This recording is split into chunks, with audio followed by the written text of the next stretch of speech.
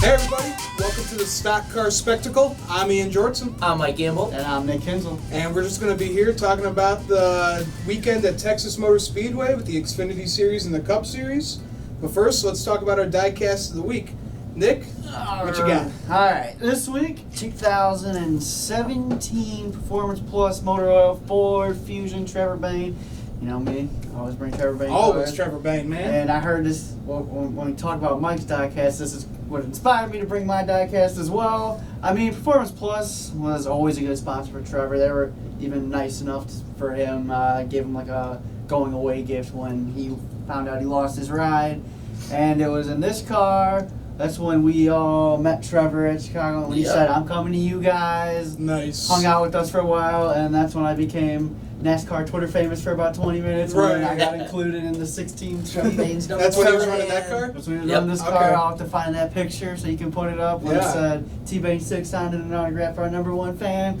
Zoe 24 probably pissed off one kid and by the name of Andrew Premier. Yeah, he was none too happy. He was pretty salty about that, but yeah. Race car. Hell yeah, man. One of my favorites. Yeah. So. Definitely right next to the Wood Brothers car. That's my favorite Trevor Bayne paint scheme. It's just who doesn't love the black and yellow, man? Exactly. Ripping Wiz Khalifa right there. Yeah. All right, Mike, what you got there, man? So, I got a special diecast of the week this week, as you boys know. So, I was very fortunate enough to win a Twitter contest through Performance Plus. Shocker. And yeah, exactly. So, any of you guys that don't know, Performance Plus is an awesome follow on Twitter. If you guys don't follow them, go check out their Twitter. They're always giving stuff out. They're honestly one of the best sponsors when it comes to race fans. Mm-hmm. I'm not even saying this just because they took care of me here, but they're just really good. This is the third or fourth thing I've gotten from them. I've won stuff from them without even being in a contest. They just sent me messages like, hey man, see you're a big Trevor Bayne fan, why don't you let us send you a care package? So they're awesome with stuff like that. Is that your first time getting a diecast? This is my first time getting a diecast. So that's pretty sweet. Yeah. That's got to be the best one. Yeah, yeah, by far. So long and short of it, they had a contest. There was a picture of Thad. There was basically pick a GIF of Thad Moffitt, and whoever puts a GIF with the funniest caption wins. Yeah. This diecast, which as you guys can see is signed by Thad Moffitt here, and his kind of sort of maybe famous grandfather right here. You guys might know him. His name's Richard Petty. Yeah, I never heard of the guy. Kind of had an okay racing career. Yeah. So, yeah, no, I used one. It was him, like, you know, he's got the luscious red locks. He, like, flipped his hair back. Right. And I made a comment about, oh, man, Performance Plus coming out with a new line of hair products or something like that. Yeah, they thought they were funny. But, yeah, like I said, again, shout out to Performance Plus. You guys are one of the best sponsors around. Love you guys. All of our viewers, go check them out on Twitter. They're a great follow. They hook up the fans. They're awesome. Can't say enough good things about Performance Plus. Always wish my drivers get sponsored by them because they're awesome. Right. So, oh, yeah, that's awesome. yeah. So I'm going to go on a limb and say you might have brought something that has something to do with the race winner this weekend. Yeah, I'd say so. Hey, maybe crazy. Yeah, right? Yeah. Kevin Harvick passed inspection. We'll get into that a little bit later. Yeah. But, I brought Kevin Harvick's 2016 Good Sam 500 win from Phoenix since we're going there this weekend. This is actually probably, like, one of the coolest race win versions that I have because, well, first off, he led 139 laps. He started in 18th. It was a 32nd career victory, and he beat Carl Edwards by 100th. Oh, that was that race. That's when they were bumping and banging banging on right the to line. the end. He beat him by 100th of a second. Sorry, man, I was rooting for Carl Edwards to win that Yeah. Any way to piss your dad off, right? Yeah. So, yeah, I thought that was such a cool diecast to get. Oh, yeah. It's got a little damage on the side over here, if you guys can see that. From when they were bumping and banging there. Got the little wheel mark on the door there. Oh, so, yeah, definitely a cool car and a cool memory too, for sure. Yeah.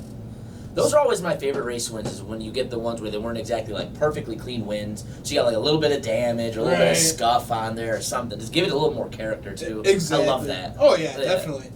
All right, so we're done with our diecast of the week. Let's get into our race review for the Xfinity Series. Do it. Yeah, so we had Tyler Reddick. He won the pole for the O'Reilly Auto Parts 300. Yep. And then right away we had Bell taking the lead on lap 6. Not surprised. No surprise there. Exactly. Bell show. So he just took off from there. Bell, he goes on to win stage 1, stage 2. And then a caution on lap 128 with Chase Briscoe suffering a flat tire. Idiotic move. Should have came in and pit. I understand why he didn't want to do it, but he's got to look at his championship implications here. Like, you come down, you pit, and then you still got laps to go in this race where you can rebound and get a better finish than he did, because then he blew the tire, he had to pit, and then just you gotta be smarter than that. You gotta know it. You gotta think ahead of the championship implications. So. Exactly. Yeah. A little bit of risk reward there. Reward, I don't know if it outweighed the risk enough for me to think it made a whole lot of sense. Kind of like I you think were it was saying, just a mistake. but I do understand what they were trying to do. Though. So hey, sometimes push when you're limits. sometimes you got to take that chance. Yeah, exactly. Then on lap 150, we had 3 wide with Jeb and Harrison Burton. Noah Gragson goes in the middle. Basically took himself out and sent him right into the grass. Ended his day. You know, the grass, gets caught up in that splitter and just destroys the front end. So, ended his day. It was his first DNF of the season, though. So, pretty impressive, Yeah, you get it. You're to the point of the year now. Everyone's going to be trying to run hard for that win, try to lock themselves in. Right. We haven't really seen this side of Noah too much this year, obviously, just like you were saying. Mm-hmm. But, it's a crazy move at the end, but it's going to happen. Hey, he's trying to get into the championship 4, but exactly. But now he's deeper and deeper in the hole. I think he's like maybe 50 or 60 points back he's now. In must-win territory. Yeah, basically he has to win at Phoenix. So, caution on lap 161. Tyler Reddick gets snagged by Briscoe getting into the wall out of turn 2. That was a hard hit. Yeah. Reddick gets real loose. He hits the wall hard. Ended his day. That didn't hurt his championship implications. No, not at all. He was, he's still ahead by like points. Plus 33 or something like that. Yeah, he's still good, but definitely not what he wanted. Right, but he's still to the point. All he's got to do is be average. At ISM, and he'll be at Homestead, no doubt. So yep, absolutely. And then getting his 8th win of the season, Christopher Bell wins at Texas. Wow, man, this kid! If he doesn't win the championship, it's either between him and Custer, but he is the most deserving. Oh yeah, without a doubt. 16 wins and like 72 career starts is absurd. Oh yeah. So one of the best Xfinity regulars to come around for a long time. Well, listen, we talk about the big 3 in the Xfinity Series, and rightfully so. Yeah. Reddick and Custer have had phenomenal seasons, but come on, it's his Christopher Bell's Xfinity Championship to win, even with those two guys being as good as they have. They don't hold a candle to him when you look at the stats. He's just been that good. Right. Yeah, so good for him. And crazy enough, Christopher Bell, if we weren't running this playoff format, would be 15 behind Tyler Reddick right now. That is absolutely crazy. To think about. Yeah, I guess just consistency matters, guys. But yeah, this is still 8 wins on the season. You don't win the title. Yeah. Oh, right. Come on, NASCAR. Yeah. And then, let's get into our lightning round questions, guys. All right, so it seemed like it seemed like the grass was a problem all weekend. We saw it in the Xfinity Series race, and we saw it in the Cup Series race. It's time for all these racetracks to go turf. I just want to get your guys' thoughts. Just like Charlotte. Yeah, like Charlotte. Look at during earlier this year when the boys went into the grass, no problems whatsoever. Yeah. I mean, it's just, I think it's time. It's definitely time for all these tracks to go turf. Yeah. I disagree. I think it's time to get rid of the splitters is what it really is. Get the cars off the ground. I think that fixes some of the racing as well. When they didn't have to worry about going through the turf and tearing the cars up, when they had the valence and not the splitters. Yeah, a lot of people are talking about the valence as well, but I think that's the best thing long term. I understand what you're saying because the grass is just going to tear up race cars, but I think the better way is to do something that's also going to, improve and have a better effect on the racing as well. That's just my opinion. If it was just, hey, this is all we can do, turf or nothing, yeah, of course. But I think the best alternative is, like I said, get rid of the splitters altogether. I'm not a big fan of all that downforce. I don't really think it's the best racing package possible. It's been entertaining this year. Right. As we all know, we've had a lot of fun watching the racing this year. Oh, hell but we yeah. also know what the cost comes at with that, too. So exactly. It comes at the competitive integrity of the sport in a lot of ways. And I think, like I said, getting rid of that solves that and then some. Okay. So,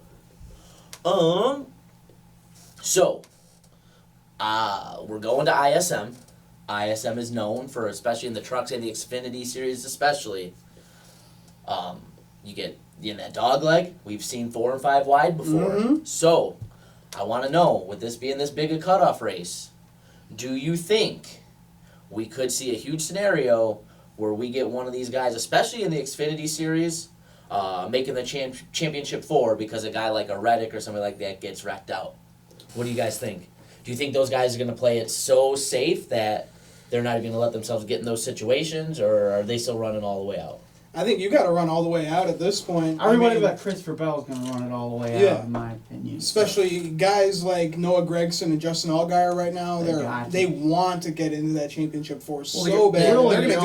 They're going to do whatever they can to get in there. We saw what Gregson did at Texas. Well, Gregson has to win. Yeah, right. Yeah, so Noah doesn't really have he doesn't have a choice. But yeah, him and Cindric and Annette really don't have choices here. So I expect Annette, Cindric, and Gregson to do whatever it takes. They're all going to push the limits. So, but more or less, so like if you're a guy, going back to like a Tyler Reddick, so like you're not necessarily a lock, but at the same time, it's just don't do anything stupid. If it's me, I'm telling him, hey, run a normal. You take the smartest lines you can around the racetrack. You do not put yourself in trouble. I'll race. But then he's golden. Right. Yeah. But I can also see the logic behind trying to go for the win. But I think there's way more of a risk there. If you're Custer and Reddick, you're running your smartest races of the year. Right. Don't do anything. Don't do anything crazy like 3 wide moves. Don't put yourself in the middle of a 3 wide situation because Tyler Reddick he's got like a 30-point advantage, but. If he gets wrecked out early, you never know. One of these guys can step up and get in there. So and he does get a little aggressive at times. He does get a little aggressive at times. So very possible. Custer and Reddick just need to run smarter. There's just a normal race for them, like a normal regular season race. Like run it like the 7th race of the season. You're just running your race. Yep. Don't do anything stupid, and those 2 should be fine. Okay. So for my lightning round question. Who do you think outside of the big 3 has the best chance of getting in? It's Justin Allgaier. It's Allgaier. No doubt about it. He's really good at this racetrack. So, it's Justin Allgaier. Yeah. Like I said, I think we're still, even at this series, we're at a point where any of the people left in the round of 8 could win. Right. But, like I said, if you're a smart person, you're putting your money on Justin Allgaier. I was going to go with you guys. Justin Allgaier. He's really good at Phoenix. So. Yeah, it's been a tough year for him, but this is a racetrack. He's just another guy. I mean, he's got an 18-point cushion right now. That's not the safest, but he's another guy. Just go out there, do your thing. Run top 5 all day, you're freaking golden. Unless Chase, a guy like Briscoe and that Cindric or Gregson is the leader of the race, then you're kind of screwed. But if they're not, you're in top 5. You're just play it safe. Job, baby. Anything can happen because a lot of these guys they're still competitive. Yeah, so we'll see. All right, so let's get into the Cup review. We had Kevin Harvick winning the pole for the AAA Texas 500. Fantastic start to the race for you. Yep, for you. Then on lap 9, Chase Elliott gets loose out of turn 2 and gets into the wall. Bad luck in the playoffs going to end for this guy? Just not good for him. Yeah. Ever since that Roval win, oh shit. It's gone downhill, man. Yeah, but you know what? To be fair, the racing god shone upon his head that day. Yeah. When you hit a safer barrier head on, and you actually finish a race, let alone win it. Somebody was looking out for you. Oh, yeah, definitely. And now he's just had terrible luck. He's now 77 points. He's in a must-win now. Right. Yikes. But, I mean, look at Harvick in 2014. He was 8th in points going into Phoenix, and he ended up winning that race. So Kevin Harvick's playground. But, hey, Chase Elliott, he's getting hot, man. He can do it. Listen, I really do think you're going to see some kind of crazy fireworks in this race. I really do. You've got all the stuff that's been going on with Logano and Denny Hamlin. You've got Kyle Busch isn't that far above the cut line to be comfortable. He's in the teens, I think, only up, right? Yeah. Kyle Busch is 22 to the good. Right? Oh, he's 22. Okay. So that's not comfortable. No. That's a cut tire away from being out. Yeah. So I could see this getting to be really crazy. So I'm not counting anybody out at this point. No, so even not at all. Chase Elliott, if you're looking at the points, he looks like he's in some big time trouble, which he is. But like I said, anything can happen here, and he could go ahead and get a win here. So yeah. All right. Could get crazy. And then lap 53, craziness with Keselowski and Stenhouse both getting loose out of turn 4 at the same time. They kind of got into the PJ1 that they put on top of the track. You know what that looked like? It looked like almost like synchronized swimming, but synchronized sliding. Like, it was Stenhouse just came in there like a rocket ship and just slammed into him. But a few drivers had problems with that PJ1. Yeah. Corey LaJoie was another one. Yeah. Who had that same issue. You just get part of your tire out there, you're going for a Right. slide, man. Yeah, Corey exactly. LaJoie's usually got really good control of his Yeah. car. So that Yeah. really makes you kind of wonder exactly what was going on with that compound. Because when guys like him, obviously he's not a guy that's going to run up front because of the equipment he's in, Mhm. but he's Usually a good at talented taking race car care- driver. Yeah, he usually takes good care at of his taking care of his equipment. car. Yeah. But yeah, that ended both of their days. and Nice. Just adding more crap onto Keselowski's season so far, man. Lap 81, we had Denny Hamlin. He got loose out of turn 4 as well, getting into that. Got into the He slid grass. through the grass, destroyed his car again. So Yep. Not good for Denny Yeah, so far. Denny He's came 20 in with- points out. Then he came into this race with a decent cushion, and now, he is 20 points out again. Right. Which he can very well erase that going Oh, forward, yeah. so. He could win here too. Exactly. But just think about how crazy these playoffs have been. Again, it wasn't that long ago we're sitting here asking whether or not Denny is the championship favorite. And now look at this. Yep, he and has, now he has a we're bad there. race, and now he sets 20 points Right. out. Yeah, that's crazy. That's what these playoffs do to you, man. Right, and now we're in a situation where one race, everything's on the line. 2 races in a row, really, when you look at when you kind of foreshadow Homestead as well. So Yeah. May the madness ensue, boys. exactly. I gotta love these playoffs. Yeah. man. And Kevin Harvick, he goes on to win stage This 1. was just like the Stewart House Racing Show. Yeah. Basically, Holy cow. Almirola goes on to win stage 2, and then Harvick takes the lead from Almirola on lap 256. Took his way to victory lane Right. and shot some pistols. A little there, too. disappointed in his. He didn't really burn it down. He didn't bring a kid on to the racetrack to take a selfie. Yeah. He didn't Well- own up like he did last Well, the year. thing that sucked is he was like, he was just going around the track celebrating, thanking his boys and everything in pit road, and then they cut to commercial right before he does his burnout. I'm like, Yeah, all right, way to right? kill the Of course. mood. So that sucked, but it's still a great victory because I knew he was going to get this 3 years in a row. Well, if you don't want to count last year because the encumbered win, but hell, man, he's good at this track. And Yeah, with he's got Texas Fall figured out. Yeah. And with that, you are the first one to get a correct pick on this. So I'll be waiting for my payments. full on IOUs from the Set Boys God to you. damn it, man. Yep. So I don't know if you guys remember, but we did bet $5 for whoever got the first right pick. So So you'll find that clip somewhere and you'll bring it up. yeah, I'll bring it out right here. Yeah, it's already. It was already If there. you can put Kyle Busch's over his middle fingers last episode, I'm sure you can track it Yeah. down. was Sure, that won't be too hard to hilarious.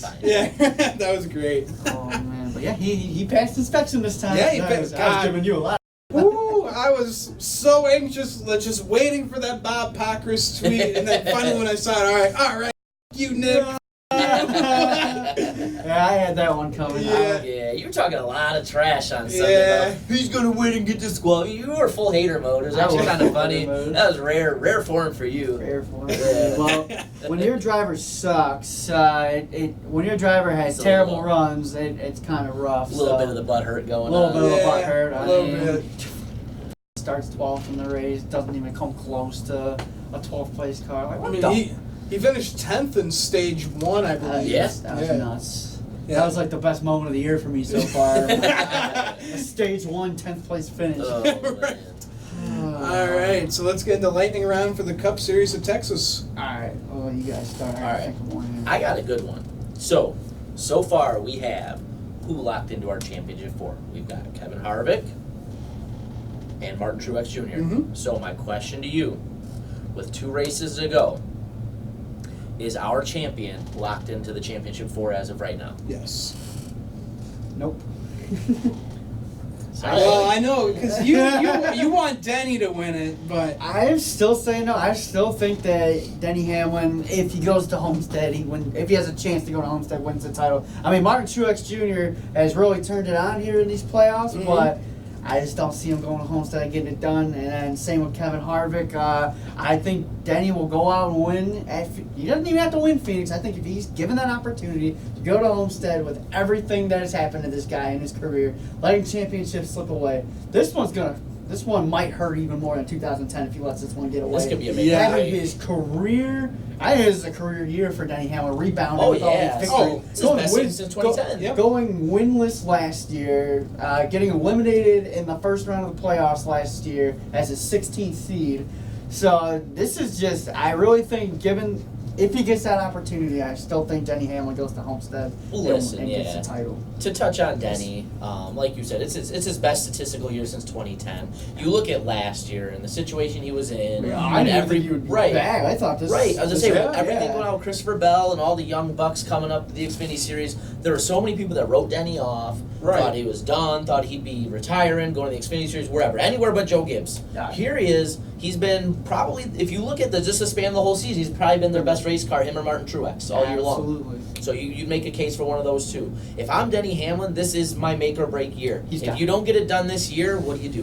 What is he gonna do? Because it's on and off with Denny Hamlin. Usually he has a decent year, and then he can just go back to running like he did the year before. So he could be 13th, 14th, 15th again. So we just don't know. So he's gotta. So I really think that we'll see Denny make it to Homestead, and I think because Homestead's a very good racetrack for him. He won back in 2013. So I really think given that opportunity, I think Denny Hamlin is still your champion.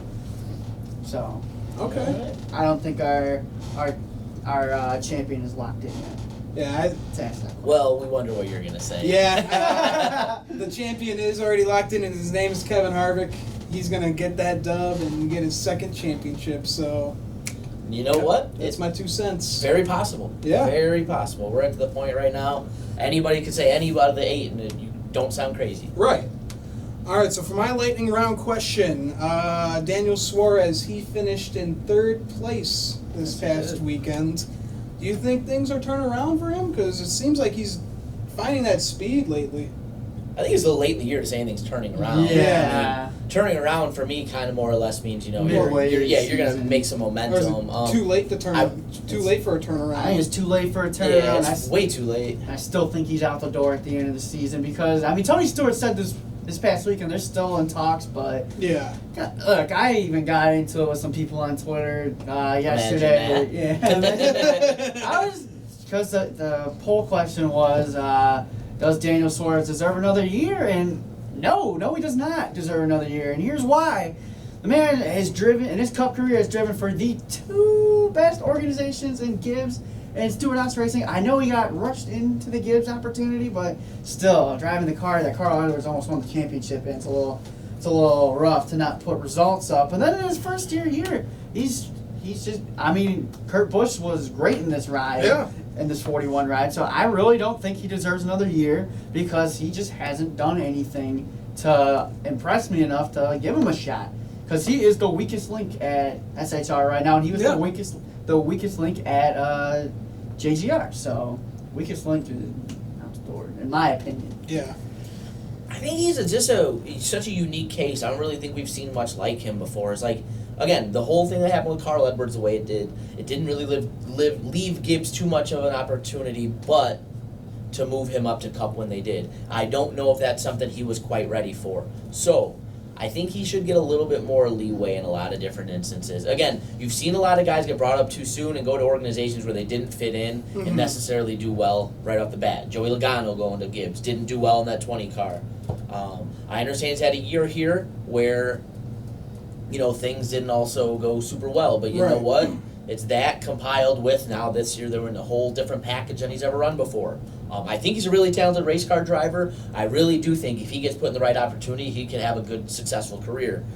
He's been given great opportunities. With Gibbs and Stewart-Haas. Yeah, but if you're not ready for those opportunities, if you're not developed to them, he's entering year 4 of his career. Do you think he should go back down to the Xfinity? No, I don't think that. Well, what other team gets better than Stewart-Haas Racing and Joe Gibbs Racing? Well, I'm saying he's been there for 1 year. If he has another year like this, then I'll be the first one to say he should be out the door. But I'd venture to guess he'll be back next year, and I venture to guess you're going to see a much better Daniel Suarez next year. We'll have to see. He ain't convincing me, man. Yeah, I'm not too convinced either. But hey, anything can happen. I still want to see this guy do good. So yeah, I place my money on him and his sponsorship money being back in that 41 next year.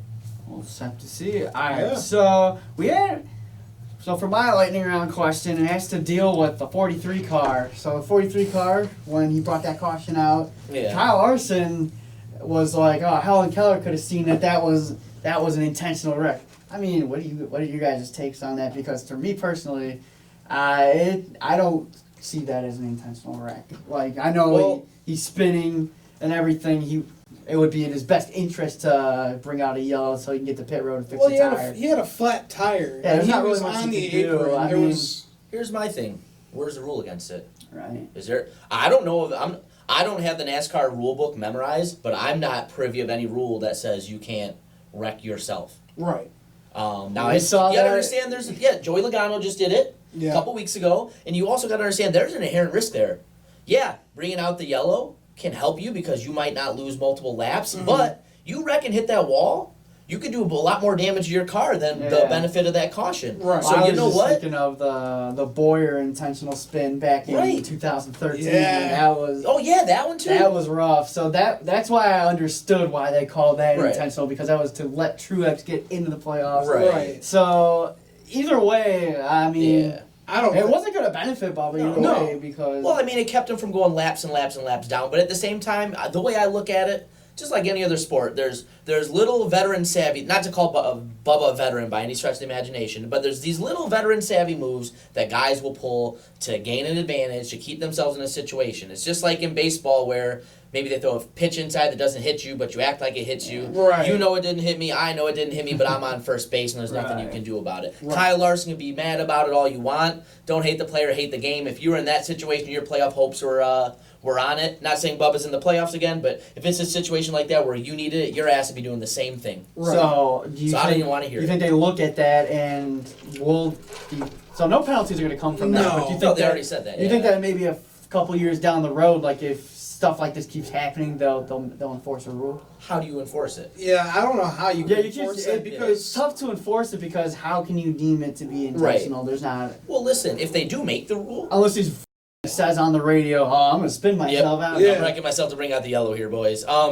Yeah, I don't think it would be a bad thing because I really don't think it's the best thing for the racing to be having guys, Just take potentially wreck themselves or bring out yellows and stuff Right. like that. But at the same time, if it's not illegal and you can do it, you can't fault the drivers it's for just doing it. bush league is what it is. But how do you go against it? right.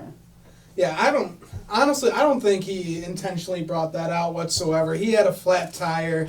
He was down on the apron, and sometimes you just spin when you got a flat tire. I mean, Yeah. honestly, I don't even think the Joey one didn't even look like it was intentional either. He was riding around the whole track. He went up high Right. in 3 and 4 at Martinsville. He's coming down the straightaway. He's got sparks flying everywhere. He's got a tire down, heads Yeah. into turn 1, and he just spins out. I mean, that shit just happens. Sometimes you just can't fight it. I really don't think it matters one way or the other. No, Listen, no, it doesn't at all. unless there's some rule that I'm not aware of that says you're not allowed to do that. I don't care if you're the first or 43rd place car on any given race weekend. Right. You do what you got to do to keep yourself in the race, to give yourself, your sponsors, your team the best chance of getting the best finish possible. That's what Bubba did here. Yeah. If it's not against the Exactly. rules, don't be mad about it. Yeah, exactly. Just until that rule is set in, Yeah, yeah, it's going to happen. yeah. All right. It's a good question, though. Yeah, it really was. Yeah. Yeah, definitely. So, you boys got anything else to add to the review Oh, show? this is a cool little tidbit. I got Matt Tiffts to answer one of my questions on Twitter this week. Very nice. On Sunday, he was watching a race and he was just asking questions. And we kind of talked about this last week with the short track aero package. So that was my question to him. I was like, would you like to see NASCAR switch that up a little bit? And he was, let me actually see if I can find that tweet. It shouldn't take me that long. Give me a second. But my question was something along the lines was, we all saw how poorly it was how difficult it was to pass and everything. Right.